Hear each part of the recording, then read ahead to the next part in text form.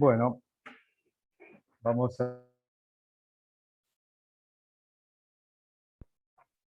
a empezar con el tema 2. El tema 2 tiene que ver más que nada con los cómo. ¿Se acuerdan que ayer les había comentado que un poco la idea del curso era sistematizar qué habíamos aprendido y cómo lo habíamos aprendido? Vamos a tratar de sumarizar de la mejor manera que pueda cómo lo hemos aprendido, pero para eso quisiera arrancar un poquitito más atrás de algunos conceptos básicos que tienen que ver con el análisis morfotectónico en el reconocimiento de estructuras neotectónicas. Esto también porque, como decíamos hace un rato, la composición del curso es bastante heterogénea y bueno, quisiera saber estar más o menos seguro que estamos todos en la misma página. Si hay algo que no resulta familiar o que no resulta claro, me avisan. Solo por chequear, me están escuchando todos ok, ¿verdad? Sí, sí. Bien. Entonces,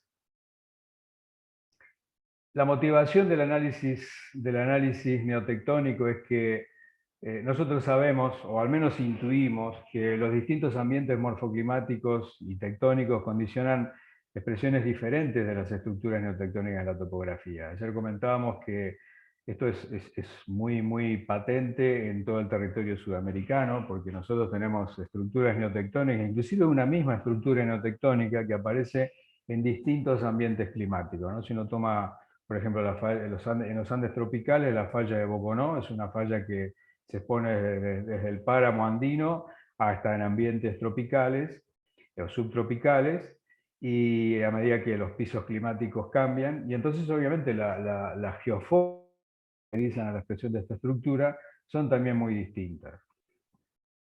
La otra cuestión que nosotros tenemos que incorporar ya como un concepto dinámico es justamente este interplay entre procesos tectónicos endógenos y exógenos, que quizás lo que más cuesta o lo que justamente nos va a costar más discriminar. Vamos a ver que en muchos ejemplos que vamos a dar, sobre todo en la parte de análisis paleosismológico, de datos muy detallados de la expresión cuaternaria, uno muchas veces va a tener la dificultad o la imposibilidad inclusive para discriminar si eso responde realmente a un fenómeno tectónico, o sea, un sedimento derivado de un problema de ruptura en superficie o un evento climático. Eso en muchos casos es muy difícil, es muy difícil de poder resolver.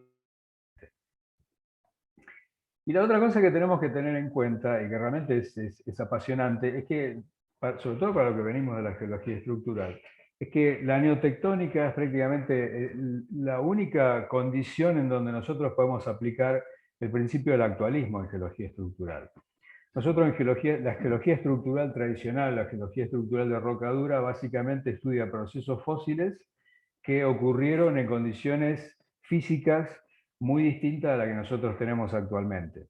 La neotectónica nos permite analizar, así como si fuera un modelo de sandbox, una caja de arena, cosas que ocurren bajo presión litostática cero, condiciones ambientales, y con reología de materiales en condiciones ambientales. Entonces esto realmente es algo muy interesante, de los cuales vamos a ver ejemplos, yo creo, muy, muy bonitos, o al menos espero que les gusten. Ahora, ya que estamos en el principio, ¿a qué vamos a llamar neotectónica? Porque esto también es algo que en la nomenclatura o en la bibliografía muchas veces inevitablemente se hace lío. ¿Por qué? Porque neo, el prefijo neo, implica que es la neotectónica es un concepto que es tiempo dependiente, así que tiene una base temporal que hay que ubicar en algún lugar. Y esto obviamente depende en qué ambiente tectónico estemos trabajando. Si usted le preguntan a un geólogo japonés, todo lo que es más viejo que el Holoceno no le interesa, no es neotectónica. Y si le preguntan a un geólogo brasileño, seguramente William podrá decir que es neotectónica en Brasil. Básicamente todo lo que es más joven que el Mioceno ya es neotectónica, o inclusive Mioceno también. En el contexto simotectónico andino, periandino, nosotros consideramos que digamos, hay un decir que aquellas estructuras que han tenido antecedentes sísmicos de formaciones durante el Cuaternario son las que concentran mayores posibilidades de generar movimientos sísmicos futuros. Por lo tanto, si uno estudia algo que sospecha o conoce que está dentro del Cuaternario, podemos decir que neotectónica es una cosa bastante semejante o como un sinónimo de tectónica cuaternaria. ¿Y por qué esto? Porque básicamente cuando uno trabaja en peligro sísmico y cuando trabajamos en el reconocimiento de sismos prehistóricos y sobre todo cuando tratamos de afinar periodos de recurrencia, yo debería asegurarme que, por ejemplo, si estoy trabajando con estructuras que yo supongo que tienen recurrencia de 5.000 años, entre 5.000 y 10.000 años, yo quisiera asegurarme para tratar de al menos entender si esa recurrencia es periódica, agrupada, si es aleatoria. Necesito un intervalo temporal en donde le haya dado oportunidad a esa falla de que haya recurrido por lo menos en 5 o 10 ocasiones. Es decir, que si yo tengo una falla que sospecho que recurre cada 5.000 años, tendría que tomar un periodo no menor de 25 o 30.000 años, y si tengo estructuras con recurrencia que sospecho que por su tasa de movimiento tienen recurrencias mayores, obviamente tengo que tomar intervalos mayores. Es decir, como nosotros, la cronoestratigrafía del cuaternario está pobremente conocida, entonces generalmente uno toma el cuaternario en sentido amplio. Ahora, como decimos ahí abajo, esta cronoestratigrafía del límite Plioceno-Pleistoceno es muy poco conocida. Hay muy pocos lugares donde yo puedo ponerle el dedo y decir de acá para abajo es Plioceno y de acá para arriba es Pleistoceno. Y además, tampoco estoy seguro que sea adecuado hacerlo, porque por ejemplo, sobre todo en la zona de tenemos muchos depósitos que son sinorogénicos. Tomemos, por ejemplo, en precordillera la formación Mogotes o la formación Mogna, que sabemos que son depósitos que se han ido formando a medida que la precordillera estaba en neto ascenso. Entonces, es muy difícil ponerle un límite cronológico a eso. Generalmente son unidades diacrónicas entre el Plioceno y el Pleistoceno. Y por lo tanto, si yo encuentro un depósito que supongo que es formación Mogotes y que está afectado por fallamiento, está inclinado, todo lo que sea, lo más lógico es que al menos como primera instancia, como primera aproximación o como enfoque conservativo, eso tengo que incluirlo dentro de mis estructuras o zonas de interés.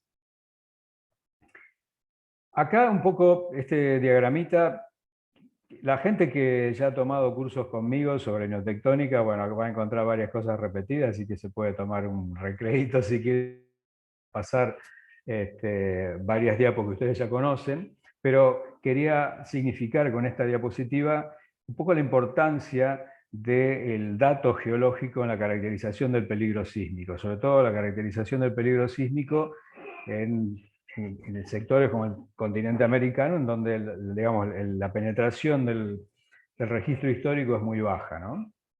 Ustedes ven que, por ejemplo, las fallas de de interplaca, que son fallas que recurren obviamente, digamos, ustedes toman la falla de San Andrés y sabemos que cada 70, 100 años en algún sector de la falla de San Andrés seguramente va a haber un segmento que rompe o que da ruptura en superficie, de manera que son recurrencias cortas, pero aquellas tasas en las regiones intraplaca que tienen tasas de movimiento mucho menores, las recurrencias obviamente van a ser mucho mayores, y entonces lo que nosotros vemos es que el dato sismológico, la penetración que tiene, el dato sismológico instrumental, muy difícil pueda llegar a tomarle una fotografía adecuada o realista de lo que es la capacidad sismogénica de esa estructura.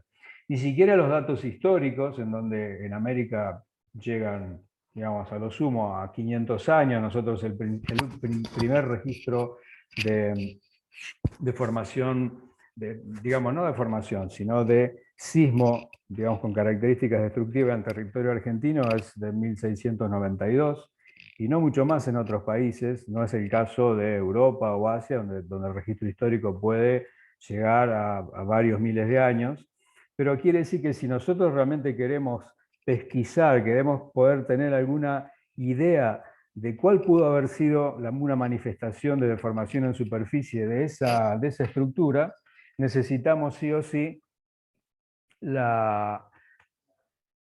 Me estoy quedando sin... Ahí está. Necesitamos sí o sí recurrir al registro geológico, o sea, digamos, a las evidencias en el registro geológico estratigráfico de las deformaciones que han ocurrido. Obviamente esto introduce incertidumbres epistémicas muchísimo mayores, pero es la única forma que nosotros tenemos de penetrar para poder obtener una base de datos con mayor penetración temporal y de alguna manera poder hacer análisis de amenazas sísmicas más realistas o en función de lo que es la capacidad sismogénica de estructuras o de regiones. Entonces, ¿cuál es el punto de partida del análisis neotectónico en particular y del análisis morfotectónico en particular? Nosotros sabemos que cuando ocurre una deformación en superficie, ya sea una deformación discreta como esta escarpa de falla, ocurren dos cosas acá. Primero se genera una morfología y segundo se genera un depósito asociado a esa morfología. Entonces, estas son nuestra primera gran divergencia en el análisis. Nosotros podemos utilizar un enfoque geomorfológico, en donde vamos a tratar de entender, de identificar y de analizar la morfología de las deformaciones neotectónicas, y vamos a tratar de utilizar un enfoque geológico o paleosismológico para tratar de estudiar la estratigrafía de las deformaciones neotectónicas, ¿no? O sea, esto que tenemos acá, este depósito que tenemos acá, vamos a ver que en paleosismología se lo denomina una cuña coluvial, es un material que colapsa por gravedad y que generalmente en el labio bajo tiene forma de cuña, y que uno puede tratar con distintos criterios de identificarlo como referido a una deformación cosísmica, es decir, algo que ocurrió de manera contemporánea con la ocurrencia de un evento sísmico. Y vamos a ver que la estratigrafía de una deformación sísmica puede tener digamos, cosas muy complejas, pero que si uno aprende a leerlas puede sacar realmente información muy interesante, como el número de eventos, como la posible paleomagnitud de esos eventos y montones de otras cosas más. Digamos, otra forma de denominarlo a esto, también puede llamárselo la microtectónica del cuaternario, ¿no? Porque uno tiene que hacer microtectónica por la escala de análisis, y tiene que trabajar con características reológicas de los materiales que son completamente diferentes a lo que uno está acostumbrado a ver en deformaciones a pequeña escala, y que obviamente siempre desafían nuestra capacidad para ubicarnos y entender cómo se deformaría esto cuando está sin carga litostática, sujeto a deformación prácticamente instantánea, con un estado reológico que cambia en función de que si la deformación ocurrió por encima del nivel freático, por debajo del nivel freático. Es decir, es un universo completamente diferente con el cual uno, digamos, aprende a familiarizarse, aunque, bueno, siempre hay cosas que nos sorprenden o nos dejan así encandilados o a ciegas, ¿no? Vamos a hablar ahora del enfoque geomorfológico, es el enfoque morfotectónico. Y la primera gran discriminación que tenemos que utilizar acá, sobre todo para sacudirnos un poco de algunos prejuicios que uno trae de los libros clásicos de geomorfología, es el concepto de control activo y control pasivo que las estructuras imponen sobre el relieve. Consideremos acá las geoformas asociadas a plegamiento. Esto es lo que uno generalmente estudia o ve en los manuales de geomorfología. Esta es una geoforma de plegamiento muy bonita, típica de Sagros. ¿Qué pasa acá? Acá ese pliegue, ese anticlinal, fue exhumado, ¿no es cierto? Fue exhumado ya fosilizado, y básicamente toda la disposición de los estratos, de la característica de resistencia de los estratos, fue generando un fenómeno de morfoselección en donde cuando los procesos exógenos actuaron, nos dejaron esa forma de braquianticlinal, porque me permite entender que tengo estratos inclinados en un caso hacia un lado, en otro caso hacia otro, pero esa forma, esa estructura, ha impuesto un control pasivo sobre el relieve. ¿Por qué?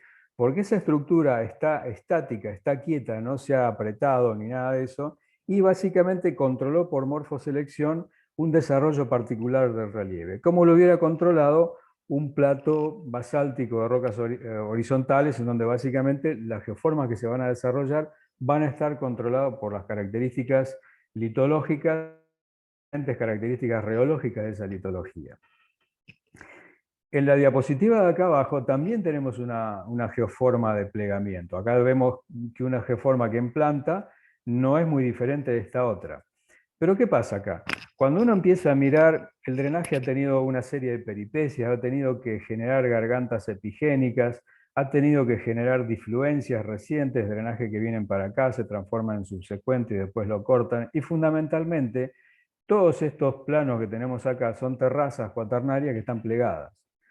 ¿Eso qué significa? Eso significa que acá la estructura le ha impuesto un control activo a los procesos exógenos, porque los procesos exógenos han tenido que ir acomodándose, adaptándose, porque esa estructura está creciendo, esa estructura está activa durante el cuaternario, entonces el drenaje ha tenido que ir acomodándose, ha tenido que ir cambiando su hábito, las han ido plegándose a medida que nos vamos a las terrazas más antiguas, superiores, están más plegadas, las más jóvenes menos plegadas. Entonces, en este caso nosotros decimos que el anticlinal TAM en el Piedemonte andino de Colombia ejerce un control activo de las estructuras sobre el relieve.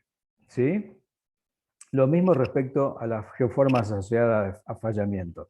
Acá tenemos el ejemplo que decíamos hace un rato de la Sierra de Chepes. Nosotros acá tenemos todo esto es basamento, una superficie pristina, así que prácticamente no ha sido, digamos, disectada, muy poco. Todo esto que tenemos acá es el paganzo. Da la impresión que todo esto, la Sierra de Chepes, se exhumó sin que haya demasiado movimiento a partir de la falla, sino que esta escarpa de falla la vemos, ¿por qué?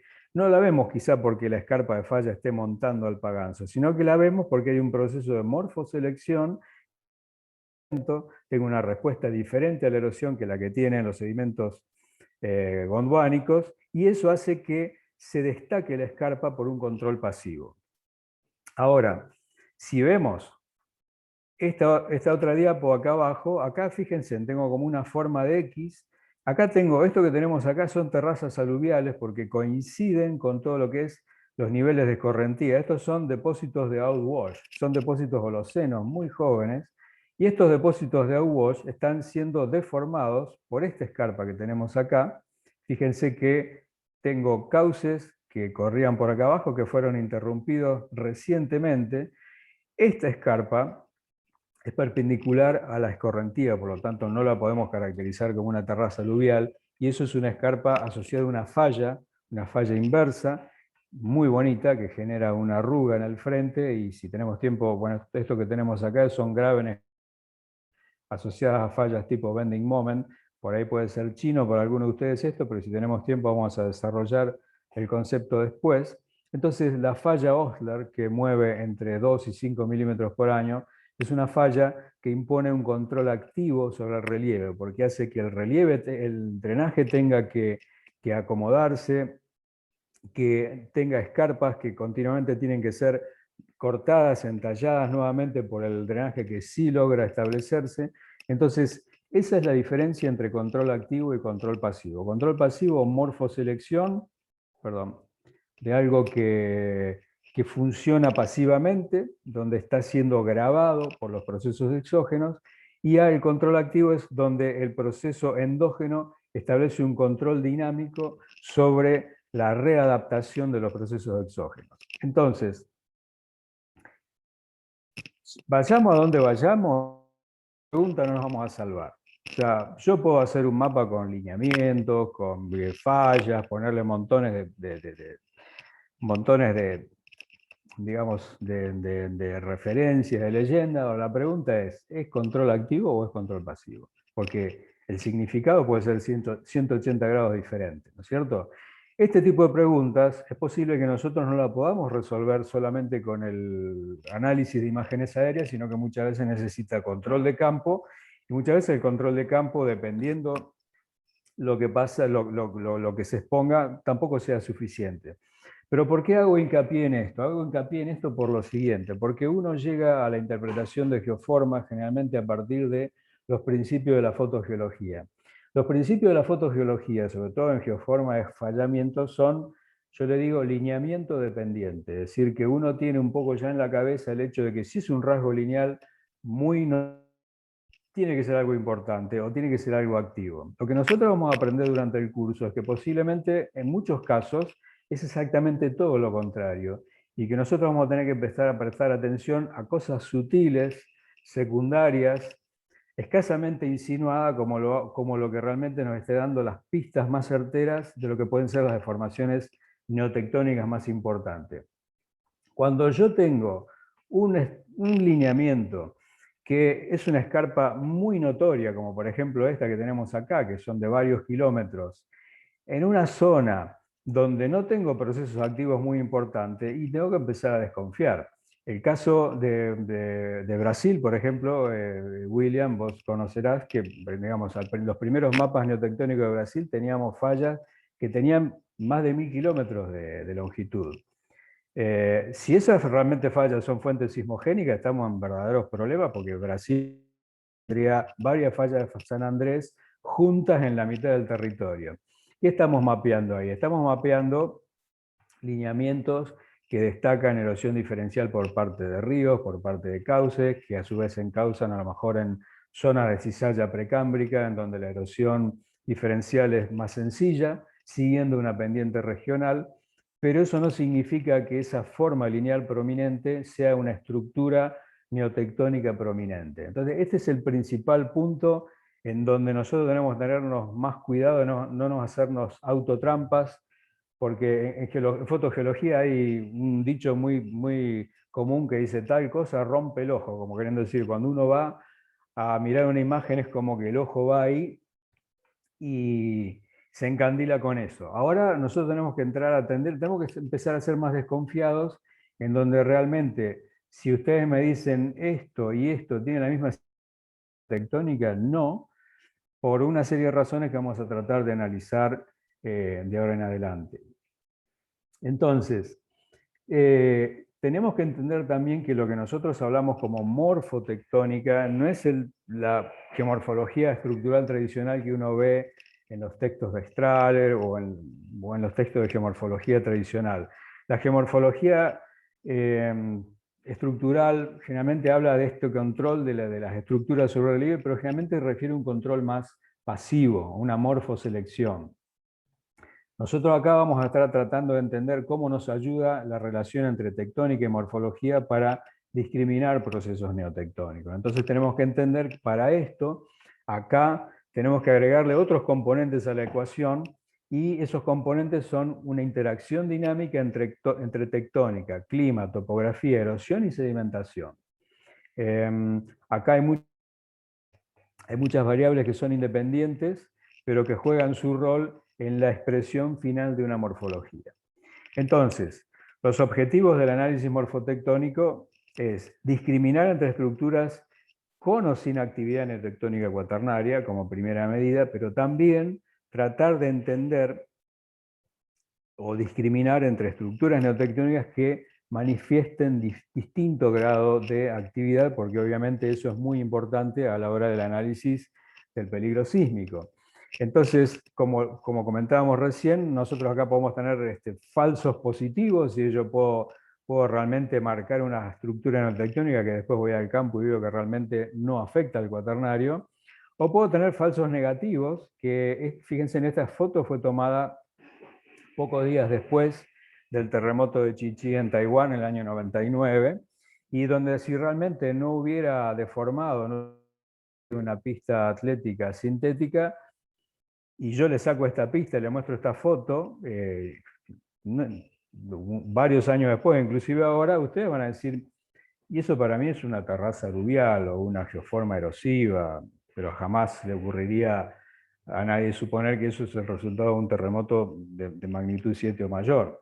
Entonces, este tipo de cosas es lo que nosotros tenemos que ir previniendo, es que muchas veces no todo es lo que parece. Entonces, como decíamos, el punto crítico para discriminar esta situación es poder responder acertadamente si se trata de un control activo o pasivo, y el control activo lo podemos definir como el control o la modificación en el desarrollo de una geoforma debido a la dinámica de una estructura activa. Hay algo que está continuamente modificando el relieve con su expresión, y esa modificación una adaptación continua de los procesos exógenos con los cuales interactúa. Mientras que el control pasivo de las estructuras sobre el relieve es la influencia simplemente de una estructura que está ahí, está soldada, está fosilizada, pero básicamente controla mediante morfoselección la acción de los procesos exógenos. Acá tendremos básicamente que el pliegue se enfatiza simplemente porque los distintos estratos tienen diferente comportamiento a la erosión, y entonces eso generan procesos de erosión seleccionada. ¿Vamos hasta acá? ¿Sí? Sí. Sí.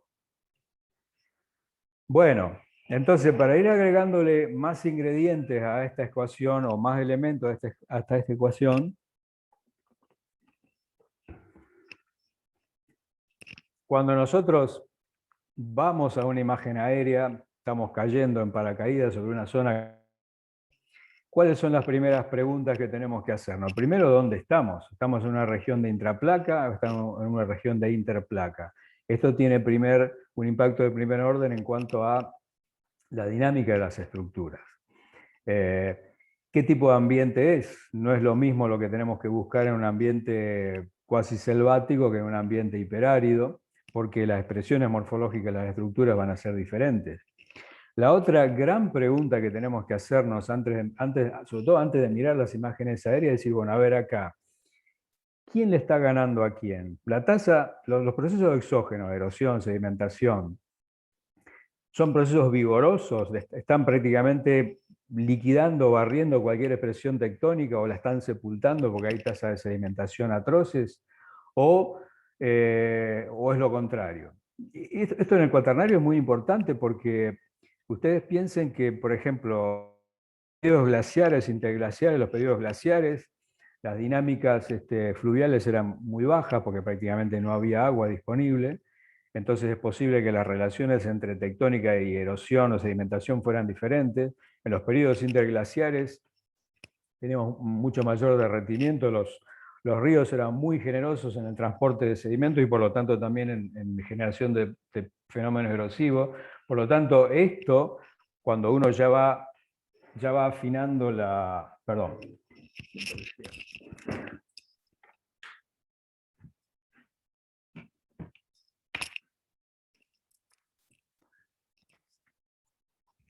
Perdón que me estaba quedando sin batería. Cuando uno ya va afinando la cronoestratigrafía cuaternaria y en depósitos sinorogénicos se encuentra por ahí relaciones de on-lap que pasan a off-lap, etc., uno tiene que ver realmente en qué etapa de todos estos procesos nosotros estamos parados. La geometría de las deformaciones, vamos a ver que realmente también es muy importante. No es lo mismo una falla normal que una falla transcurrente, que una falla inversa. Pueden ser el día y la noche desde el punto de vista morfológico. Vamos a ver qué significa este tema de validación de lineamientos, que es algo tan interesante y tan entretenido. No hay nada más entretenido que ponerse a trazar lineamiento en una imagen, y quizá por ser tan entretenido muchas veces no lo jerarquiza como corresponde. Vamos a ver que en neotectónica eso sí es realmente muy relevante y muchas veces puede hacer la diferencia entre un buen comienzo y un mal comienzo.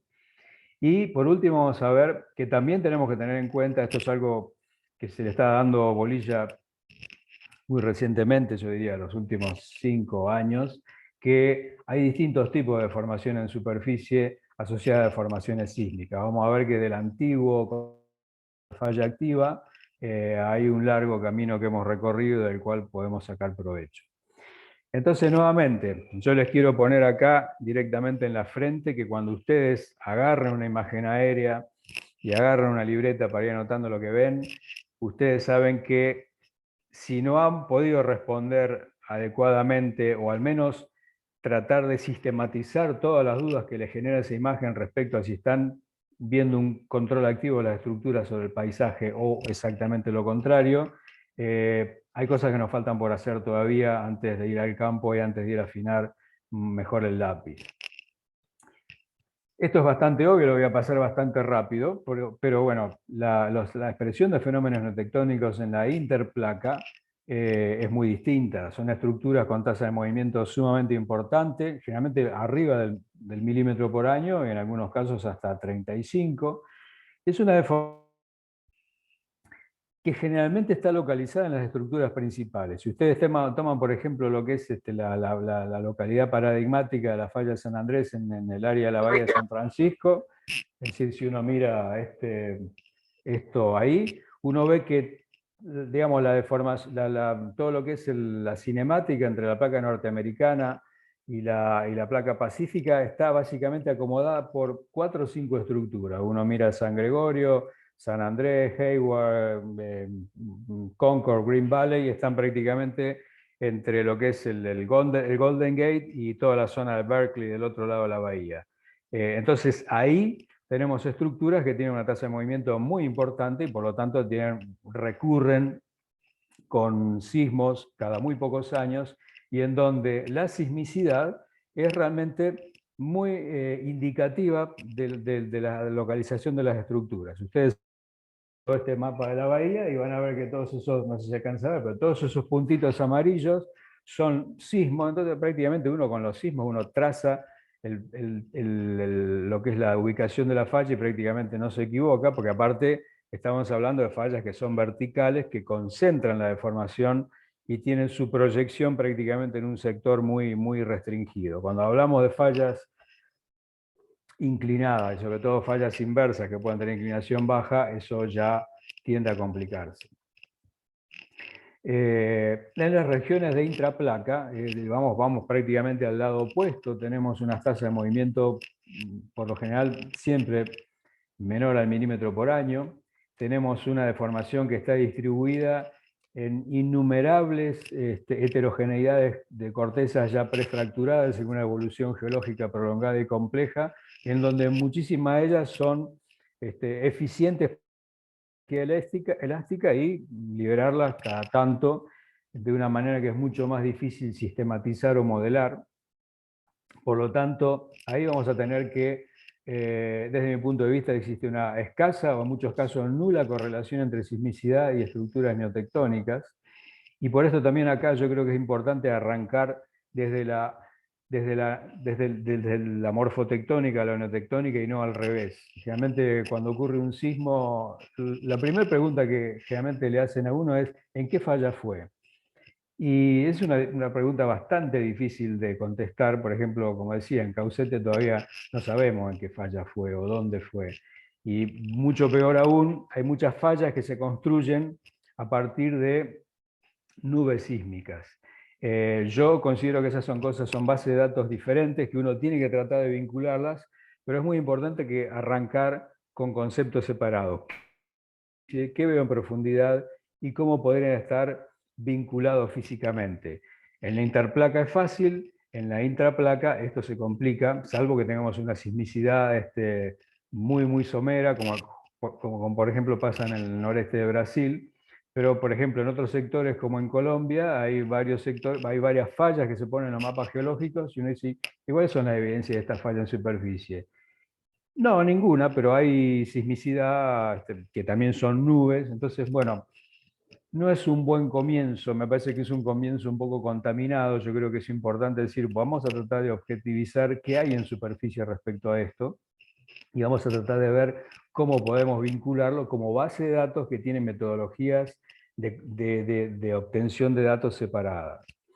Y por lo tanto, estas estructuras tienen intervalos de recurrencia importantes, o sea, nos vamos generalmente, yo puse ahí, generalmente a 10.000 para arriba, ¿no? Y vamos a empezar un poco a sacarle el punta del lápiz a esto. La importancia del ambiente morfoclimático en la actividad tectónica. Esto que tenemos acá es, la mayoría lo conoce, es el trazo de la falla del Tigre, ¿no? En un ambiente muy árido del piedemonte occidental de la precordillera oriental. Y es una falla que, siendo muy generoso, muy dadivoso, podemos decir que es una falla que se acerca al milímetro por año.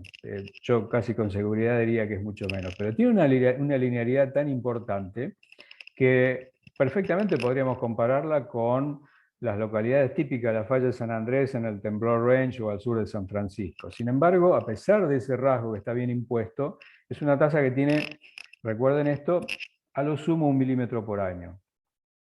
El caso de la falla, el sistema de fallas de Atacama es otro tanto. La falla Mititus, la mayoría de los ramales de la falla de Atacama están por debajo del milímetro por año, pero tiene una expresión topográfica espectacular. ¿Por qué? Porque el grado de destrucción de geoforma del desierto de Atacama es cero.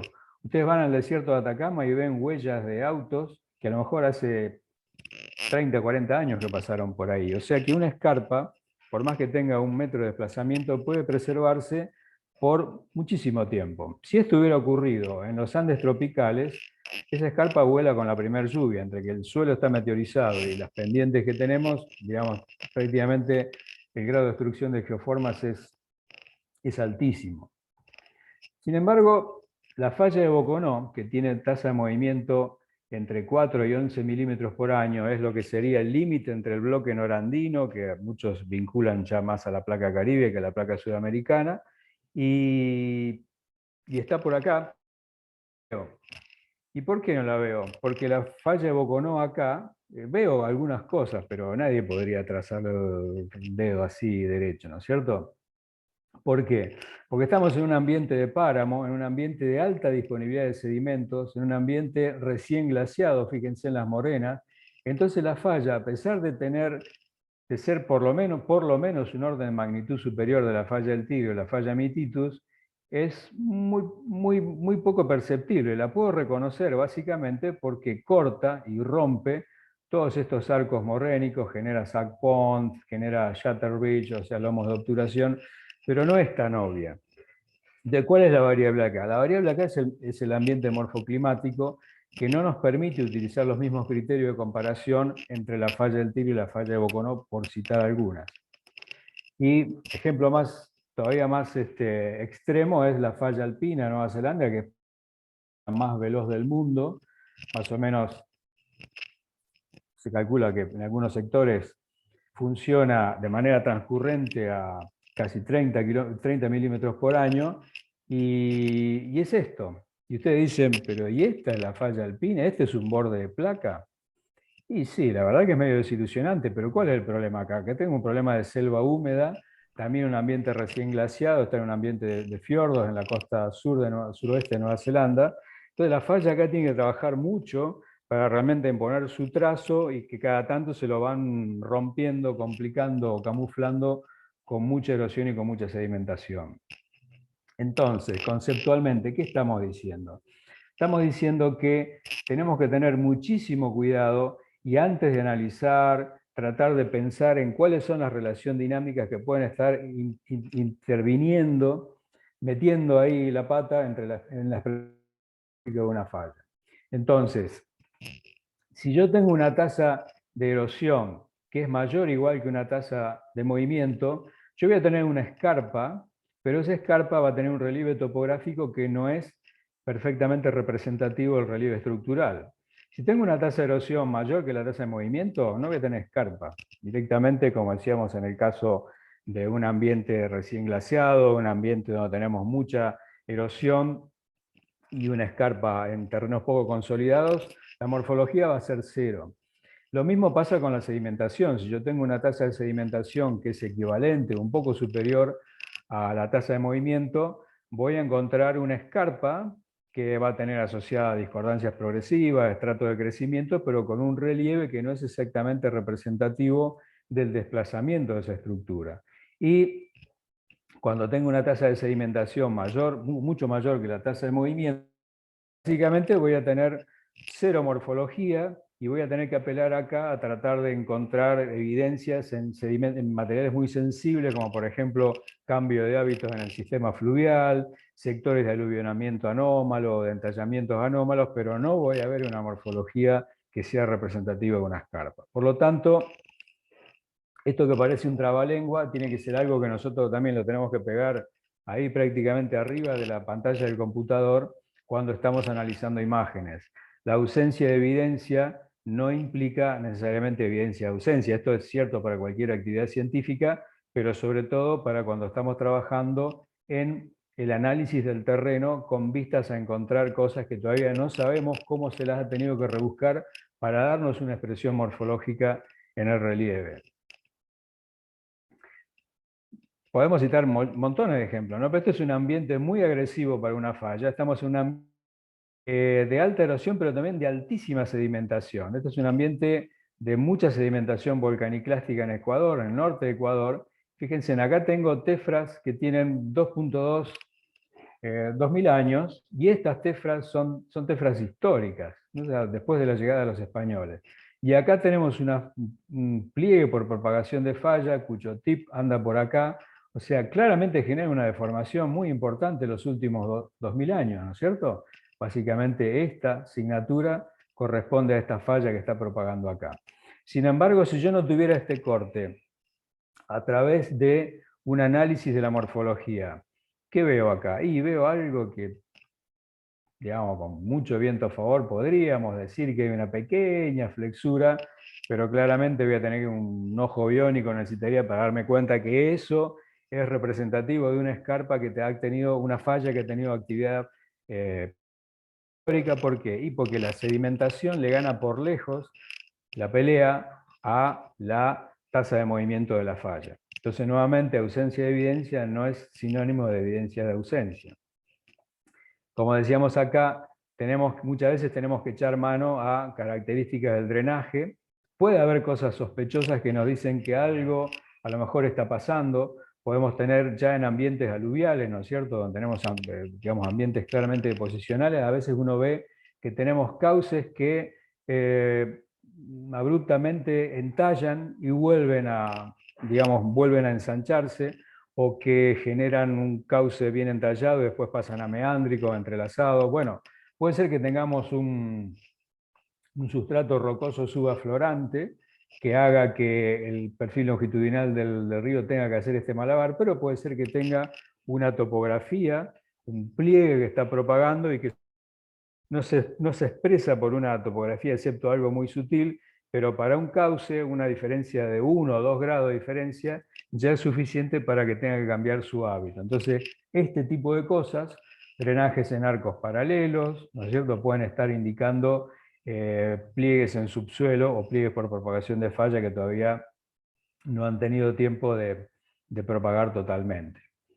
A veces hay algunos ejemplos ya groseros o extremos. Este, por ejemplo, fíjense, es un meandro, acá, es una antigua cantera, es un meandro en un pliegue, pero este pliegue está creciendo tanto que cuando ustedes entran acá al meandro todavía ven los clastos del cauce abandonado, y entonces esto está cuesta arriba y esto está cuesta abajo. ¿Por qué? Porque cuando el pliegue estaba creciendo, el río andaba dando vuelta por ahí. Cuando empezó a cambiar la pendiente ya tuvo que empezar a generar meandros entrallados, hasta que en un determinado momento el cauce tuvo que abandonar este meandro y seguir por acá, también con muchísimas dificultades, porque esto es un pliegue que está creciendo, y ahí sí claramente el pliegue le está ganando la batalla a la,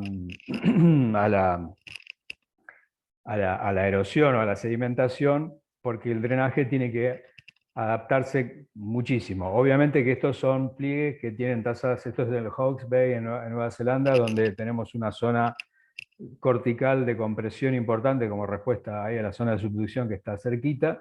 Son ejemplos extremos, pero pensemos que estas cosas muchas veces se dan también en sectores con menores tasas y con fenómenos mucho más sutiles. Disculpen un segundito, voy a bajar un poquito las cortinas porque...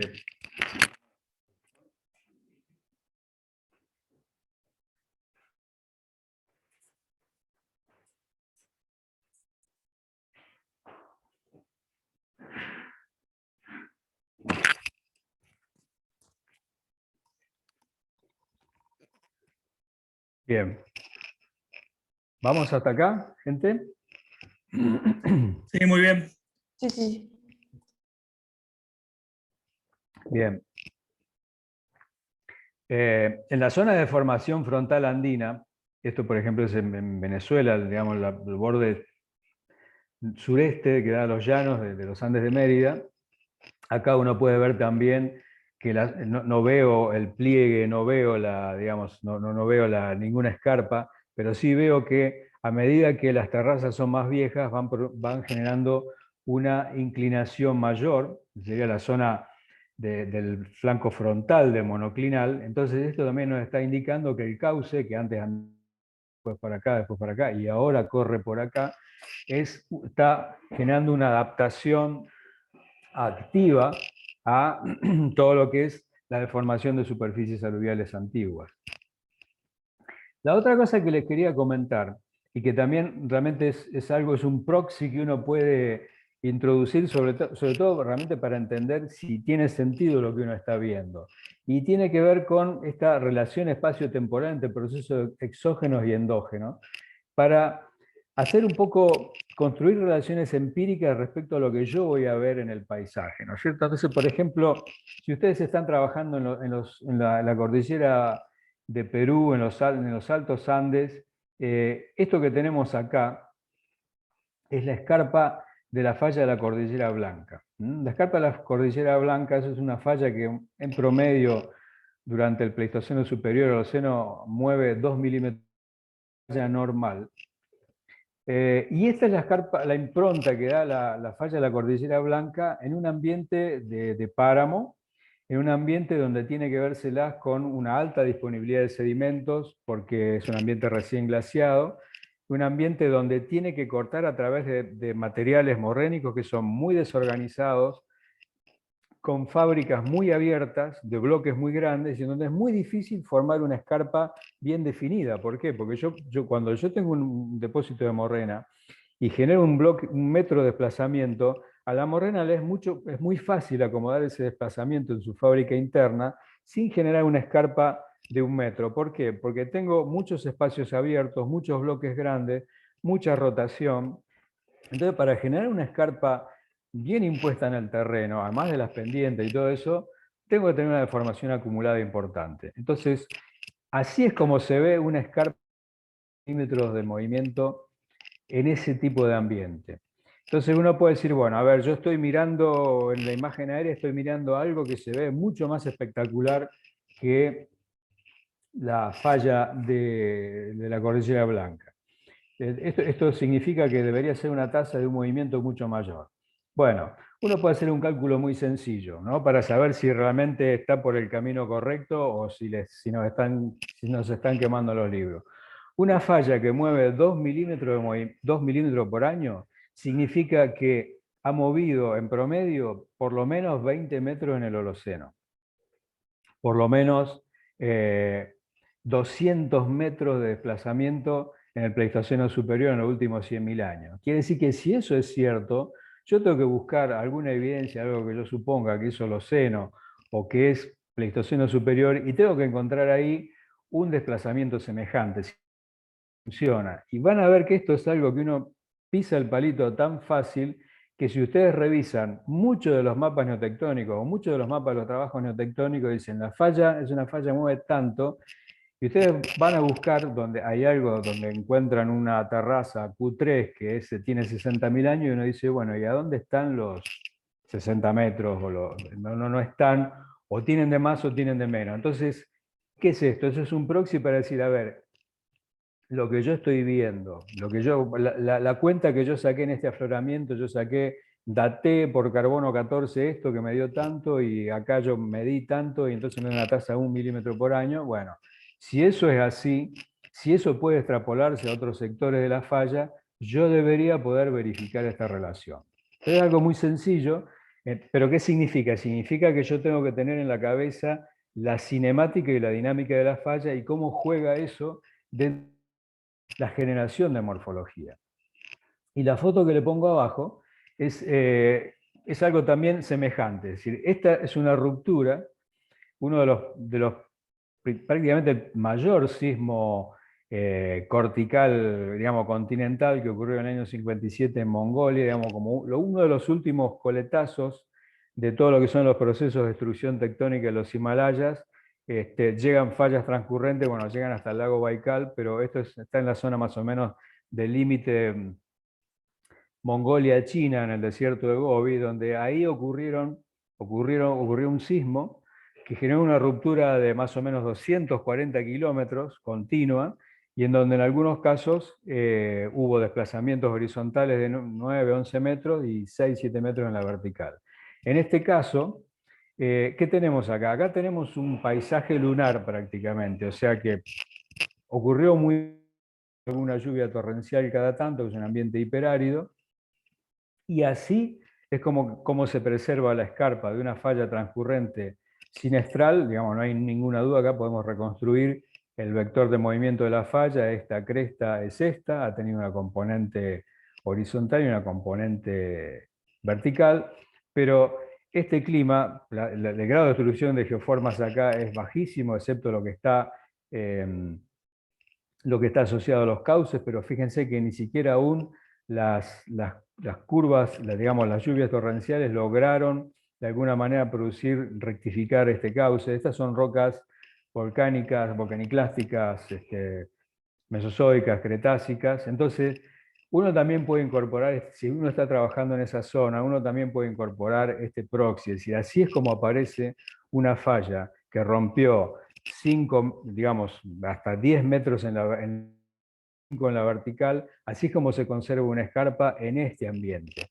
Entonces, si uno está trabajando así y ve cosas en donde las escarpas, en función, obviamente, los mismos controles litológicos, las escarpas ya son distintas, uno tiene que empezar a sospechar que a lo mejor no es el segmento de ruptura que corresponde a ese sismo. No sé si se entiende lo que digo. Podemos utilizar el concepto de la dinámica de la estructura y el concepto del tiempo transcurrido de la última ruptura para saber si estamos viendo segmentos con ruptura semejante. Eso es muy importante en paleosismología, porque en función de la longitud del segmento, si yo puedo decir este segmento correspondió a una única ruptura prehistórica, entonces yo puedo decir que en función de la longitud hay una relación directa entre la longitud y la magnitud de ese evento. Entonces es un análisis que es también muy importante. Acá tienen un caso, por ejemplo. Esta es la recopilación que nosotros hemos Sara. Este es uno de los tantos trazos asociados al sistema de fallas de Liquiñovsky, y en donde esta falla, por ejemplo, que está acá en amarillo, nos dicen que es una falla que ha tenido actividad holocena y que tiene una tasa de movimiento entre 1 y 5 milímetros por año. O sea que este trazo es un trazo que tiene que haber movido entre 100 y 50 metros durante el Holoceno. Ya el hecho de que sea una falla con componente transcurrente y tenga trazo curvo, nos dice que si eso realmente es así, yo tendría que tener, en función del régimen cinemático de la falla, tendría que tener o un fenómeno transtensivo localizado o un fenómeno transpersivo localizado. O tendría que ver en algunos sectores, obviamente es un ambiente muy, muy malo, muy agresivo para la preservación de geoformas, pero sí tendría que ver qué pasa con las crestas del relieve de mayor evolución, ver si realmente hay algún... Estas son las cosas que uno puede perfectamente tratar de hacer un cross-check y ver si realmente esa interpretación, que a lo mejor puede deberse a entrada de datos diferente, hace sentido cuando yo la pongo en el mapa. Acá les muestro también ejemplos entre la tasa de sedimentación versus la tasa de movimiento. Acá no estamos en cualquier lugar, estamos en el frente orogénico andino, en el sector donde, digamos, la ubicación paradigmática, que es la Sierra de las Peñas en Mendoza, donde se supone que los Andes están creciendo actualmente. Esto que tenemos acá, está bien, vamos a reconocer que las morfologías no son muy generosas, pero esto que tenemos acá es el trazo del corrimiento de las peñas. Entonces, acá tenemos unas exposiciones espectaculares del corrimiento, ya los vamos a ver. La extensión del drenaje, sin irnos al corrimiento. Vemos también que hay escarpas también en el material aluvial, pero ¿qué nos llama la atención de cómo debería ser el funcionamiento normal de un drenaje que sale del labio elevado de la falla y se desparrama en lo que es el labio bajo? ¿Se acuerdan todos esos dibujitos típicos de Strahler, de Holmes, todos los libros de geología física, donde tenía el frente montañoso y el abanico? Y acá se ve eso, vemos un patrón dicotómico, distributivo, pero hay otra cosa que llama la atención. Vemos esta morfología, que son antiguos meandros. Vemos paleomeandros acá, acá y acá. ¿Y qué quiere decir esto? Significa que en algún momento el río de las Peñas, que es un cauce antecedente que viene desde la zona ya prácticamente de Paramillos de Uspallata, en algún momento encontró un obstáculo tan importante que prácticamente tuvo que dar la vuelta 180 grados y entrar a ver cómo salir de ese lío. ¿Qué pudo haber sido eso? Pudo haber sido un lecho rocoso, puede haber sido que yo tengo el terciario ese en el labio bajo, que también es un terciario muy lábil, pero está en el labio bajo, y entonces encontró una cosa que es más difícil de entallar y bueno, trató de ver cómo salir.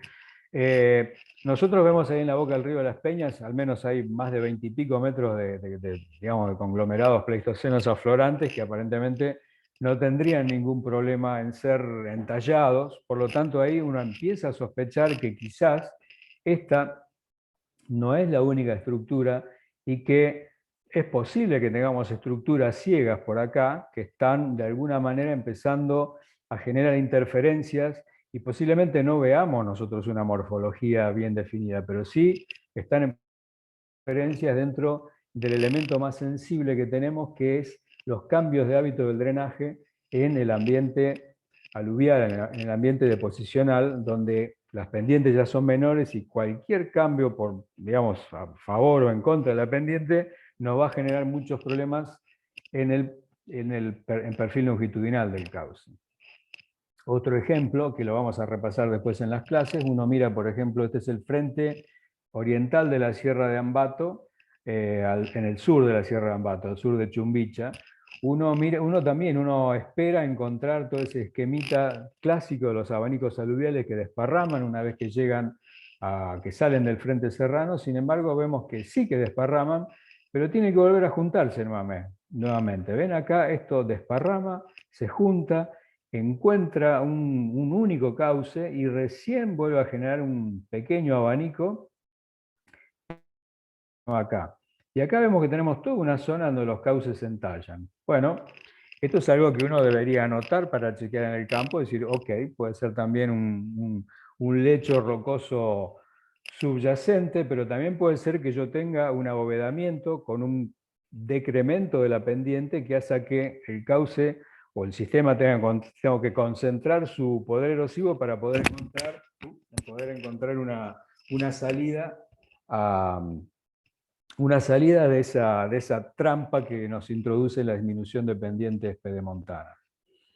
La otra cosa que tenemos que considerar es la geometría de las deformaciones. No es lo mismo las escarpas de fallas normales, que son muy bonitas, prolijas, ordenadas, y no por nada las fallas normales son las que siempre forman las ilustraciones de los libros de texto.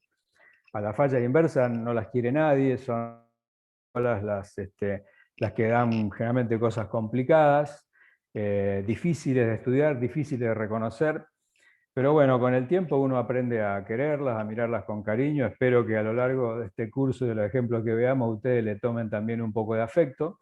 Lo que sí me interesa mencionar acá es que cuando estamos con las estructuras de fallas inversas, sobre todo en el predominio de ambientes, digamos, de materiales no consolidados, podemos llegar a tener diferentes tipos de escarpas o digamos, escarpas muy parecidas asociadas a distintos tipos de geometrías de estructura. Esta es digamos, la clasificación, es una clasificación que yo he hecho preliminarmente, de hecho está esto todavía en dibujo, ni siquiera lo plasmé, pero en donde yo veo que hay distintos tipos de escarpas asociadas a fallas inversas, escarpas de lo que llamamos el hanging wall collapse, en donde el labio elevado colapsó, que es en la mayoría de los casos, pero en sísmicas tenemos lo que llamamos las escarpas tipo bulldozing, es decir, donde tenemos como un efecto topadora, en donde la falla inversa encuentra un flat, pero ese flat es básicamente la topografía, y entonces tenemos una geometría tipo topadora acá.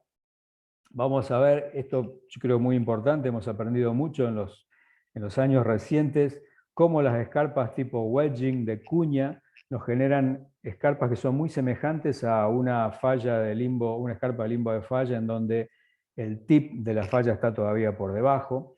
Pero vamos a ver que en definitiva, más allá de los materiales, de la pendiente, del condicionamiento morfológico, una de las principales variables que controla el tipo de escarpa de materiales cuaternarios es la posición del tip de la falla. Si ese tip ya, digamos, salió de la topografía desaflorante o si el tip todavía es ciego.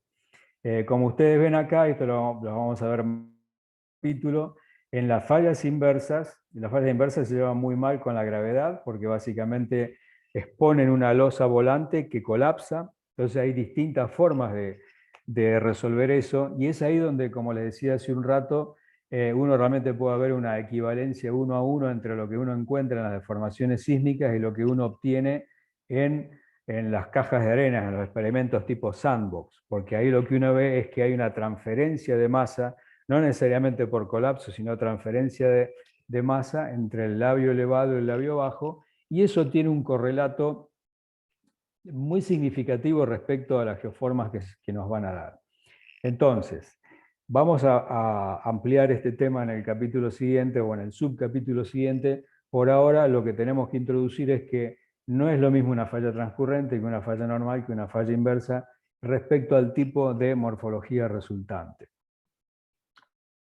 La falla Osler, que para mí es una de las más espectaculares que hay a nivel de falla inversa. Fíjense, otra vez, yo les muestro acá una arruga y ustedes primero dudan si esto es una falla, porque no es el típico concepto de falla que uno está acostumbrado a ver como escarpa de falla, recta, un lineamiento, una cortada. Esto es una arruga básicamente porque las fallas, cuando tienen bajo ángulo, lo que nos dan en superficie son arrugas, nos dan bordes lobulados. Es muy difícil que nos den un borde recto, salvo algunos casos que vamos a ver más adelante, como por ejemplo el caso de la falla de la Rinconada. Pero acá lo que nosotros tenemos es una arruga donde ustedes dicen, pero ¿y cuál es la cara libre de la escarpa? No hay cara libre de escarpa. No hay cara libre de escarpa porque a medida que monta, colapsa, y lo que uno empieza a sospechar que eso puede ser una escarpa de falla inversa, son por rasgos secundarios, como por ejemplo, si uno mira acá, vamos a ver que tenemos todos como escaloncitos que tienen que ver como si fueran escalones de solifluxión, pero son como todos peldaños caídos por todo lo que es la extensión en el labio elevado de una falla inversa. Y si uno mira esta foto que está acá, está siguiendo esta otra, si uno mira lo que pasa con el frente de una falla inversa, ya con topografías más evolucionadas, esto que tenemos acá son fallas inversas, ¿qué tenemos acá? Tenemos todo un frente de inestabilidad de ladera, o sea, tenemos un frente de remoción en masa en donde todo el colapso del labio elevado nos está tapando la posible exposición de la falla. O sea, que en la falla inversa, si no tenemos un buen corte, digamos, de camino de otro tipo, y si no tenemos un buen río, y si no tenemos una buena excavación, olvidémonos que vamos a ver la falla. Lo que nosotros vamos a estar viendo van a ser este tipo de cosas, donde sí vamos a encontrar fallas normales, no van a ser las fallas verdaderamente responsables de la falla inversa. Acuérdense, por ejemplo, ustedes que en los principales trabajos neotectónicos de las sierras pampeanas, decían, las sierras pampeanas están marginadas por fallas de alto ángulo. Y muchos inclusive decían que eran fallas normales. ¿Qué estaban viendo? No estaban viendo esto, estaban viendo esto.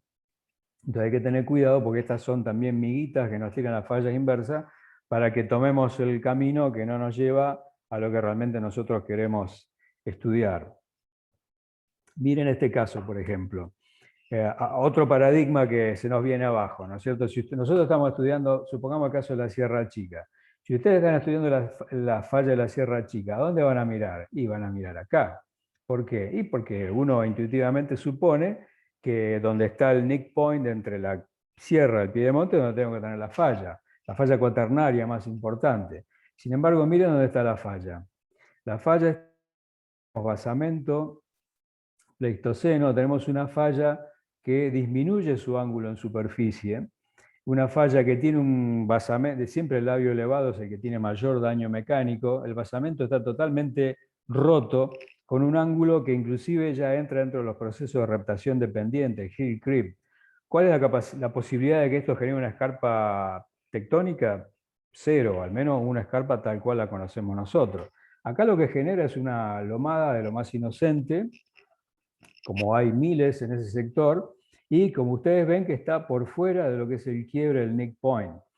Entonces, nuevamente, la geometría de las deformaciones es algo que nosotros tenemos que tener muy presente, y sobre todo las complejidades o las particularidades que puede transmitir a la hora de saber, bueno, qué estoy buscando, qué y cómo lo voy a buscar, ¿no? Que es lo que un poco explicar ahora. Vamos a volver sobre este ejemplo de la falla chica más adelante. ¿Y por qué la otra cuestión de este tema de la definición del problema cinemático de falla, no solamente de la ubicación, es importante? Esto es un corrimiento ciego, lo que fue la falla, la fuente principal del terremoto en Pakistán, en Balakot Hill, 7.6 en 2005, una falla que prácticamente no alcanza a aflorar, pero que su trazo viene más o menos por acá. Entonces, comparen ustedes lo que fue la destrucción que generó acá y lo que pasó con las casas que tuvieron la suerte de estar en el labio bajo. El día y la noche, ¿no es cierto? Comparen esto y comparen. Acá no quedó nada en pie y acá todas estas son todavía tiendas de gente que había perdido su hogar, y acá sí, pero prácticamente quedaron todas las casas en pie. ¿Por qué? Porque los peak ground acceleration, o sea, las aceleraciones del terreno durante un sismo, en el caso de las fallas inversas, se concentran fundamentalmente en el labio elevado. Entonces esto es muy importante para entender no solamente la localización de las fallas, sino dónde está el labio elevado activo.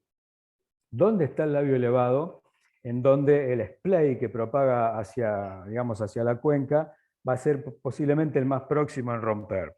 Y citando el caso anterior, uno puede decir, acá tengo una planta de energía eléctrica, pero bueno, por suerte la tengo en el labio bajo de la falla, porque, bueno, yo supongo que este es el labio elevado y este es el labio bajo. Sin embargo, lo que yo supongo que puede ser la próxima ruptura está por acá, y esto significa que esto ya incorporó todo esto al labio elevado. Entonces, de poder sacarle el punta al lápiz a la hora de entender, ojo, lo que yo estoy viendo en superficie es lo más reciente, o puede ser que tenga cosas más, migración más hacia el labio bajo, que realmente pueden ser el próximo que sigue en cuanto a movimiento y que no tenga morfología. Es algo que, si bien no nos vamos a dedicar en este curso a toda la aplicación de esta información al peligro sísmico, pero ya se darán cuenta ustedes, sobre todo los que conocen la Sierra Chica, la falla de la Sierra Chica, a lo que me estoy refiriendo. Tenemos varias facilidades críticas en el ámbito del trazo de la Sierra Chica. La otra cosa que también yo creo muy importante desde el punto de vista metodológico, a la hora de construir mapas neotectónicos, es la validación y jerarquización de rasgos lineares. El alineamiento es per se lo que primero uno empieza a tratar cuando trata de entender el concepto de neotectónica o de morfotectónica, y si bien es muy importante, permítanme bajarle un poquitito los quilates al valor de lineamiento. ¿Por qué? Porque está muy bueno mapear rasgos lineares, pero eso tiene que ir de la mano de una jerarquización y objetivización de qué significa el rasgo lineal. Yo puedo mostrarle rasgos lineares espectaculares, como el caso de la Sierra de Ambato, y rasgos lineares bastante opacos o desilusionantes, como el trazo de la falla de San Andrés en su localidad tipo. Esto es el San Andrés Reservoir en la localidad de San Bruno, este es el aeropuerto de San Francisco. Y ustedes dicen, ¿y esa es la falla de San Andrés? La verdad que me quedo mil veces con los lineamientos del basamento de Ambato, que dijimos de control pasivo. ¿Qué pasa ahí? La falla de San Andrés no es la falla de San Andrés ahí las que nos venden en todos los textos, en todos los documentales en National Geographic, que es más al sur, donde el clima es desértico. Acá es un ambiente en donde hay mucha antropización, hay, mucha mayor vegetación, y la falla de San Andrés realmente tiene dificultades para imponerse ahí. Esta foto es mala, es pre-digitalización, pero es una foto tomada de acá del sur hacia el norte, este es el trazo de la falla de San Andrés. Esta falla mueve, bueno, acá mueve un poco menos de 10 milímetros, pero digamos, es una falla que cada tanto da sismos, y sin embargo, como lineamiento es muy modesto. Quiere decir que no todos los lineamientos tienen la misma significación desde el punto de vista de lo que yo quiero resolver en la neotectónica.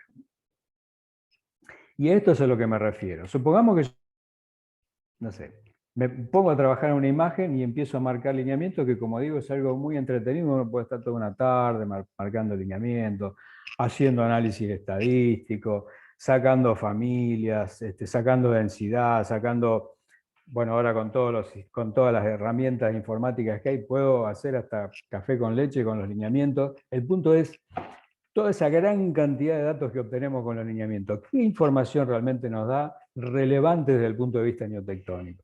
Entonces, vemos acá que hay un largo camino para ir desbrozando hasta llegar a lo que a mí me interesa, que es la falla neotectónica. Yo sé que un lineamiento puede ser un rasgo geológico, pero también puede ser un artefacto no geológico, ¿no es cierto? Rasgos artificiales, vegetación. O sea, primero tengo que tener la certidumbre que sea un rasgo geológico, pero puede ser una fractura, puede ser un contacto litológico, y esa fractura puede ser una falla, y esa falla puede ser una falla sin actividad neotectónica o una falla con actividad neotectónica. No significa que todas estas cosas yo las tenga que objetivizar necesariamente en el documento de trabajo previo a ir al campo, pero sí tengo que tener en claro en mi cabeza que mi mapa neotectónico tiene que tener una leyenda que sea capaz de discriminar estas certidumbres. Lo que es algo que yo supongo o corroboré en el campo, que es una falla neotectónica, tiene que tener en grosor, en color, en diseño, en trazo, una jerarquía diferente a lo que es un lineamiento en sentido amplio.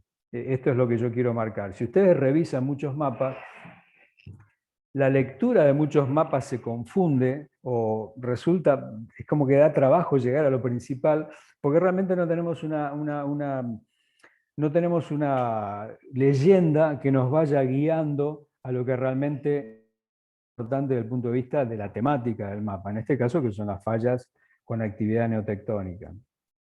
Y el otro punto que quiero hacer énfasis, sobre todas estas cosas vamos a ir volviendo en el transcurso del curso, pero quería ponerlos como base conceptual para más o menos estar hablando el mismo idioma. El otro punto que tenemos muy importante que tenemos que tener en cuenta es que no todo lo que brilla es oro, no toda falla neotectónica, encima que nos cuesta trabajo reconocer una falla con actividad neotectónica, ahora nos vamos a venir a dar cuenta que no toda falla neotectónica es lo que realmente nosotros estamos buscando como fuente sísmica. Y esto significa porque en el terreno las deformaciones sísmicas o de origen sísmico producen distintos tipos de deformaciones en superficie. Yo tengo lo que sería el main shock, o donde se localiza digamos, el fenómeno sísmico que va a generar una ruptura, un plegamiento, pero también puedo tener rupturas o deformaciones en el terreno que pueden ser transitorias o permanentes, vinculadas a licuefacción, vinculadas a creep, y puedo tener, digamos, rasgos vinculados a la deformación sísmica que son transitorios, como el sacudimiento del terreno, el ground shaking. Ahora, en un mapa tenemos un menú, se lo voy a decir, bastante variado de cosas que ocurren en un sismo, pero que no necesariamente pueden ser la fuente sísmica principal. Y esto es determinante, esto es clave, sobre todo a la hora del significado desde el punto de vista de la amenaza sísmica. Todos estos casos que nosotros tenemos acá son lo que llamamos la fuente principal, la falla principal o el fault source desde el punto de vista de amenaza. Entonces vamos a ver que puede haber algunas estructuras que llegan a superficie y que generan deformaciones secundarias en superficie, donde tenemos la falla principal, pero también tenemos, por ejemplo, en el caso de la falla inversa, en el labio elevado tenemos fallas que acomodan extensión del labio elevado. Si ustedes consideran las deformaciones del sismo de Caucete, por ejemplo, sabemos que fue un mecanismo inverso, pero las deformaciones asociadas al sismo de Caucete son fallas normales. Las deformaciones que ocurren ahí en la zona de Vallecito son fallas bastante modestas, que generalmente no llegan al metro, y que son fallas de carácter normal, por lo tanto son deformaciones secundarias que posiblemente no estén vinculadas físicamente a la falla principal. Y si miramos, por ejemplo, lo que son las rupturas del sismo de 1944 en La Claja, es posible que se trate de fallas de tipo flexo-deslizante, es decir, fallas que absorben el acortamiento mediante deslizamiento interestratal y que distribuyen ese desplazamiento a lo largo de varios planos, pero que posiblemente no representen a la fuente principal que podemos tener también deformaciones que generan abovedamientos, pero que no rompen. Podemos tener también, y esto es una de las cosas que está ahora en el tapete de discusión por los sismos ocurridos sobre todo el sismo de Norcia, Matrice en Italia, del 2015-2016, tenemos, y esto lo hemos aprendido últimamente en los Andes, tenemos en muchos casos escarpas asociadas a sismo que parece que sobreamplifican lo que fue el desplazamiento en la fuente sísmica porque están asociados a lo que nosotros llamamos deep-seated gravitational phenomena, o sea, fenómenos gravitacionales, pero no fenómenos gravitacionales vinculados al típico, digamos, desplazamiento en superficie, desplazamientos rotacionales, planares, sino desplazamientos que están enraizados por expansión lateral en sectores mucho más profundos. En el caso del terremoto de Italia, lo que se ve, o la gran que actualmente todavía no hay una resolución, es que, por ejemplo, se ve que en muchos casos las escarpas en superficie tienen mayor desplazamiento que el que la sismología sugiere para lo que fue el desplazamiento en la falla principal. Entonces ahí hay muchos colegas que dicen, bueno, acá lo que está pasando es que esta escarpa está amplificando por un fenómeno de expansión lateral y de caída, está amplificando lo que ocurrió o lo que ocurre de manera gravitacional, lo que ocurre en la fuente. ¿Qué significa esto? Para terminar de complicar las cosas, significa que puede ser que yo esté subestimando el tamaño de una fuente sísmica si vengo acá y digo, esta es una escarpa que tiene 50 centímetros, debe haber sido magnitud 6.2, 6.5. ¿Por qué? Porque la forma que nosotros tenemos de traducir los datos geológicos a los datos sismológicos es mediante relaciones empíricas que relacionan sísmico, mayor desplazamiento cosísmico, mayor magnitud, y la longitud de ruptura, mayor longitud de ruptura, mayor magnitud. Esto se hace a través de unas relaciones empíricas que no voy a mencionar acá, pero que les puedo dar el dato o la fuente si quieren chequearlo. Podemos subestimar si tomamos como fuente principal una falla secundaria tipo bending moment o tipo flexural slip, y podemos sobreestimar si consideramos que esta es la ruptura realmente asociada a la fuente principal, cuando en realidad es menos de lo que es más de lo que ocurrió acá. Este tipo de cosas estamos revaluando ahora en los últimos 4 o 5 años porque nos estamos dando cuenta que muchas fallas, que sobre todo en los Andes, en los altos Andes de Perú, Ecuador, donde tenemos fenómenos de expansión lateral muy importantes asociados ¿a qué? Asociados a la exondación de cañones, brutal de cañones después del retiro de los glaciares. Entonces la contraparte, la falta de hielo acá, hace que yo tenga unos fenómenos de expansión lateral y es un caldo de cultivo para que si ocurre un sismo acá, todo esto amplifique lo que pasa en la falla. Y si queremos complicarla más también, tenemos lo que llamamos las fallas con desplazamiento gatillado, o sea, el trigger slip. De esto yo juro que lo he visto en Chile, porque obviamente esto pasa en las zonas asociadas a los sismos de subducción, sismos grandes, donde tenemos un ground shaking muy importante, donde tenemos una falla que a lo mejor ni siquiera tuvo movimiento cuaternario, pero que es excitada y que la poca energía elástica que tiene la libera, a pesar de que no es la fuente sísmica, pero va a generar un fenómeno de ruptura en superficie. Es decir, que vamos a tener un menú muy importante de que una vez que llegamos a la falla, ahora el punto es, sobre todo cuando estamos trabajando ya esto a fenómenos de amenaza sísmica, es bueno, ¿qué tipo de deformación sísmica estoy viendo? Acá viene la otra moraleja, de que no toda fuente sismogénica tiene expresión en superficie, y no toda deformación en superficie de origen sísmico corresponde a una fuente sismogénica. Acá tenemos un dibujito de también mostrando exactamente lo mismo, un trabajito que apareció hace poco, en donde, bueno, acá se llama la falla al trigger slip, se llaman falla simpatética, es una falla que básicamente funciona a partir de una fuente alóctona, que puede generar desplazamiento también. Tenemos también el flexural slip, que da lugar a, digamos, estructuras, digamos, respuesta, acomodamientos distributivos a partir de fallas de otro tipo. Puedo tener fallas primarias asociadas a la fuente, pero con una geometría diferente, puedo tener fallas secundarias, puedo tener todo este tipo de cosas. El objetivo, como se irán dando cuenta, es que cuando yo estoy haciendo, lo primero obviamente en este contexto es tratar de reconocer deformaciones neotectónicas. Lo que simplemente le quiero transmitir o delatar con eso, que muchas veces el análisis no termina ahí, sino que realmente el análisis empieza ahí diciendo, bueno, acá, o sea, yo sé que todo esto tiene movimiento cuaternario. ¿Qué tipo de movimiento es? ¿Qué tipo de falla es? Estoy viendo una fuente principal, estoy viendo una fuente secundaria. Esta es digamos, la inquietud que le quiero trasladar, sobre todo porque, como les digo, para mí fue una sorpresa. Bueno, eran conceptos que nosotros no lo manejamos mucho hace algunos años, pero cuando uno mira muchas fallas en los Andes, va viendo que muchas fallas que estaban como primarias, en realidad uno piensa que son fallas que están, digamos, sobrevaluadas y que se le ha subido el precio básicamente porque hay un acoplamiento gravitacional, lo que nosotros llamamos deep-seated.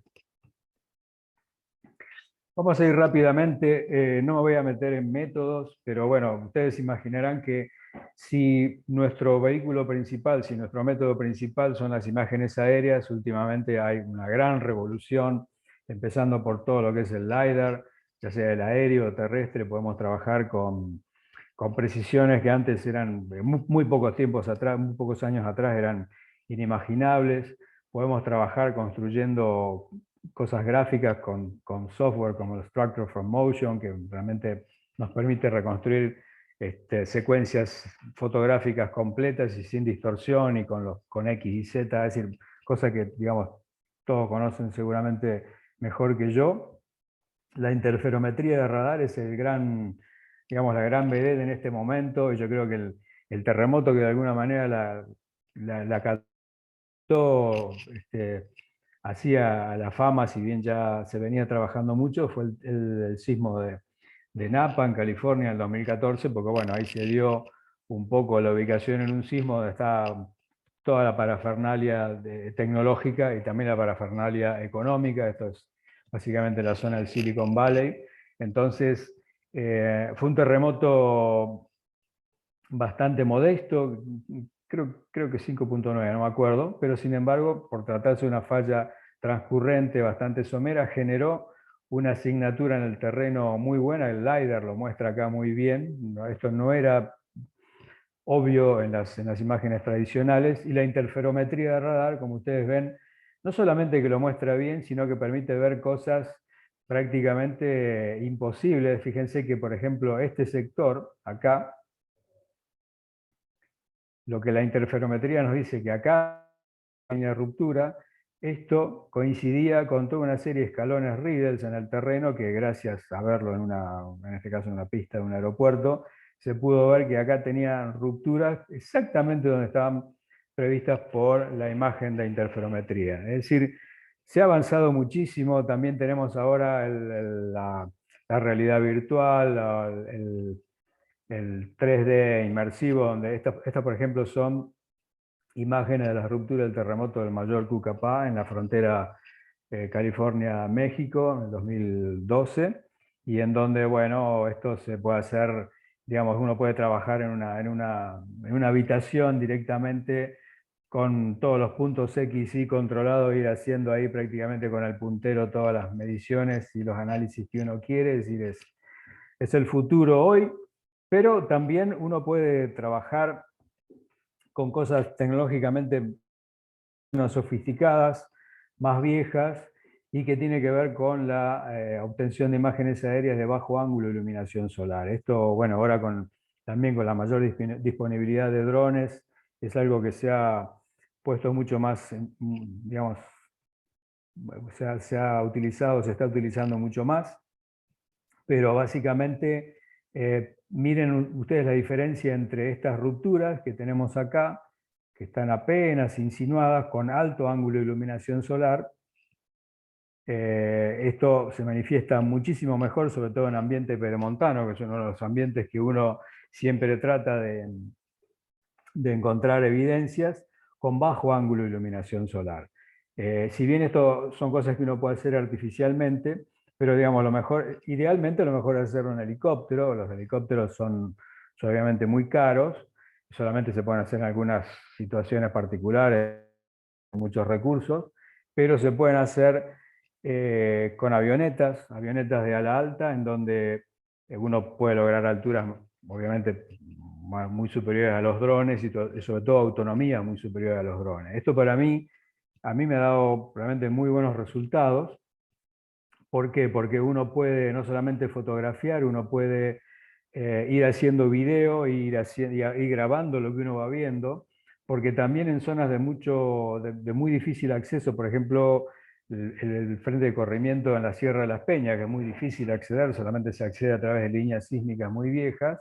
Entonces uno puede hacer un vuelo antes y ver la logística, digamos, ver la geología actual, los afloramientos actuales. Hay veces que uno, no ahora, pero uno trabajaba antes con fotos que a lo mejor tenían 20, 30 años, y resulta que estaba a lo mejor mediodía para llegar a un afloramiento, y cuando llegaba al afloramiento veía que había una huella que venía eso ahora no pasa, pero igual uno obtiene muchísima información de un vuelo.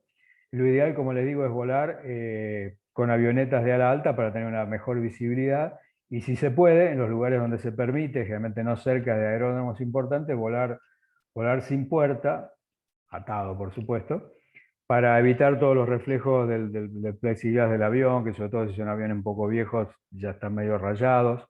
Pero fíjense, por ejemplo, y si uno vuela si no tiene más remedio que volar con Piper o aviones de ala baja, como en este caso, bueno, más complicado porque siempre hay que, digamos, generar algún tipo de inclinación, pero esta es una foto al atardecer de la escarpa de la falla Melocotón en Mendoza, que se ve espectacular, y en este caso la escarpa de la falla Minga en La Rioja, prácticamente lo voy a mostrar después de ejemplo, no se veía muy poco en fotos aéreas o en imágenes satélites, y acá está muy claro el rasgo de vegetación, y claramente es una escarpa porque está cruzando transversalmente a todo lo que son los cauces aluviales, ¿no? Esta foto está también tomada al atardecer porque la escarpa de la falla mira hacia el naciente. O sea, la idea es que nos quede, digamos, el perfil de la escarpa en sombra. Este es el ejemplo de la falla Minga. Acá se ve bien la escarpa, pero a partir de acá no la seguimos. Esto es Aminga, esto es Anillaco, y sin embargo la escarpa de la falla, como ustedes ven acá, continúa, y digamos, uno puede definirla muy bien a partir del vuelo, dónde conviene, dónde está el sistema fluvial abandonado, activo, para hacer, por ejemplo, para localizar trincheras y todo ese tipo de cosas. Bien, entonces, ¿de qué estuvimos hablando todo este tiempo? Estuvimos hablando básicamente de la interacción entre los procesos endógenos y exógenos, y tectonic versus climatic forcing, lucha o pelea por tratar de tener una impronta en la superficie o por tratar de borrar o oscurecer esa impronta. Entonces dijimos que es muy importante saber dónde estamos parados desde el punto de vista geodinámico, si estamos en interplaca o si estamos en intraplaca. ¿Por qué hago énfasis en esto? Porque la mayoría de los paradigmas de los modelos de análisis tectónico han sido importados de ambientes de interplaca. Es decir, realmente todos los modelos de escarpa, todo este tipo de cosas, o vienen de las fallas de San Andrés, o vienen de Japón, o vienen de fallas de intraplaca que son bastante veloces, como la falla Wasatch o las fallas del este de California. Pero cuando uno está trabajando con fallas que supone o asume que pueden tener tasas de movimiento menores, las diferencias entre este tipo de ambientes son importantes. Es importante, recuerden la expresión de fallas en clima hiperárido, la falla de Atacama, la falla del Tigre versus ambientes mucho más agresivos como la falla de Boconó, hace una diferencia muy importante, no son comparables las morfologías para tratar de entender la dinámica. Tenemos que entender que todo esto tenemos que resolverlo tratando nosotros de ir elaborando algunos proxies y decir, bueno, ¿quién está ganando la pelea acá? La sedimentación, la erosión por un lado, una falla que mueve 1 milímetro por año, ¿tiene chance de generar una estructura, digamos, una morfología característica de falla bajo ese contexto? ¿O lo que yo debería tratar de entender o de buscar son cosas mucho más sutiles, secundarias o indirectas respecto a alguna pista en este sentido? Esta es una pregunta muy importante que tenemos que hacer. La geometría de las deformaciones, si ustedes están trabajando, que es con lo que nosotros nos vamos a en el flat slab con deformaciones compresivas, tenemos que saber que no son las más fáciles, son las que tienen un mayor menú de posibilidades de expresión morfológica y son las que requieren, digamos, mirarlas con mucha precaución antes. Y sobre todo, el tema de la validación de lineamiento, vamos a ver que si nosotros estamos buscando fallas inversas, que suponemos que tienen ángulo bajo y que están en ambientes de materiales no consolidados, no esperemos encontrar un rasgo lineal así muy bien impuesto, porque posiblemente la dinámica de la falla sea menor que la dinámica de los procesos exógenos, y porque además, si eso va a ocurrir, van a ser trazos que tengan diseños lobulados, excepto que, como algunas fallas precordilleranas, tengan un control muy notable de la estratificación y que esa estratificación tenga ángulos moderados a altos. Ustedes miran la falla de la Laja, miran la falla de la Rinconada, incluso por ahí la Cantera, van a ver que son fallas de trazos rectilíneos. Es decir, ¿por qué esta falla tiene esta expresión morfológica? Bueno, una de las explicaciones es que esas fallas están controladas, básicamente rompen a través de planos controlados por la estratificación que tiene esa actitud.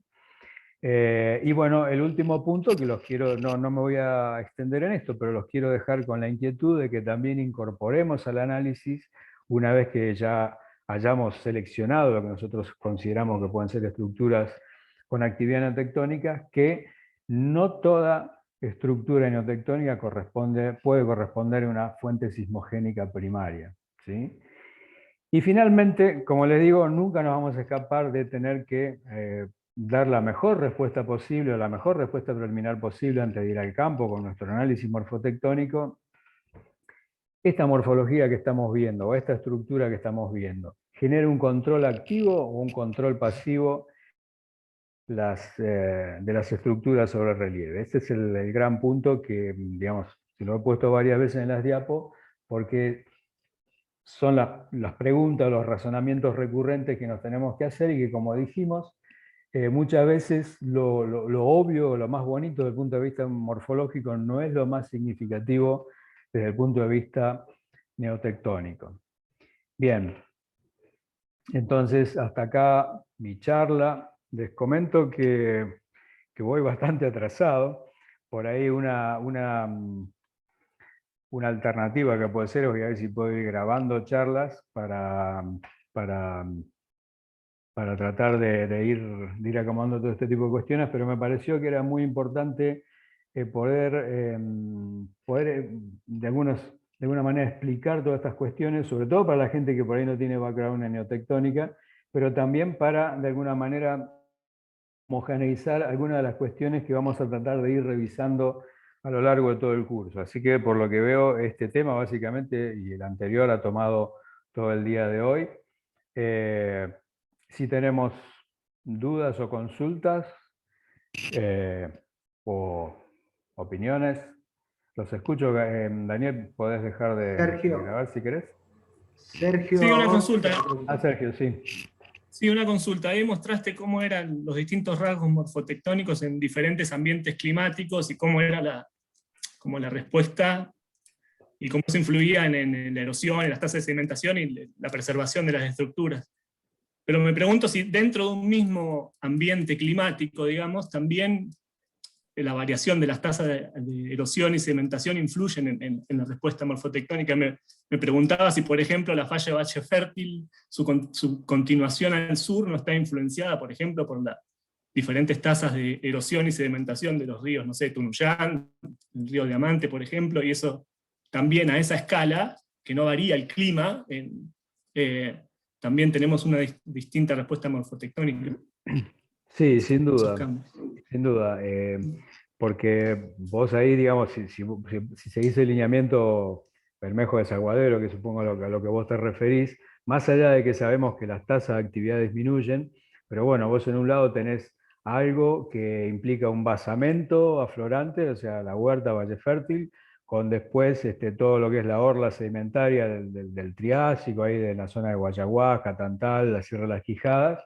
Entonces sí, sin ninguna duda, una cosa es la escarpa que vos vas a generar en una roca sedimentaria que tiene una determinada inclinación respecto digamos, a la geometría de ese anticlinal transpuesto. Otra cosa es la impronta esa digamos, en una roca de basamento que tiene mucha más chance de generar una preservación de la morfología diferente.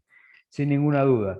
Este tema del ambiente morfoclimático sería un análisis de primer orden, ¿no es cierto? Decir, bueno, si yo estoy en un ambiente árido, en un ambiente árido, digamos, un ambiente recién glaciado, no glaciado, un ambiente de alta pendiente, de baja pendiente, todo eso es lo que te va a dar la primera entrada. Una vez que vos estás climatológicamente homogéneo, tenés que ver la litología.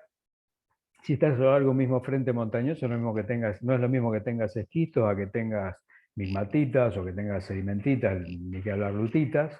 Las pendientes, la geometría de la deformación, o sea, tenés que ir metiendo todos los ingredientes en esta ecuación. Por supuesto que los de orden mayor es interplaca, intraplaca, ambiente morfoclimático, y después vas ahí sacando, como vas pescando con una red de un entramado cada vez más chico, ¿no? Pero sí, sin ninguna duda que hay también millones de ejemplos con eso que vos decís. Sí.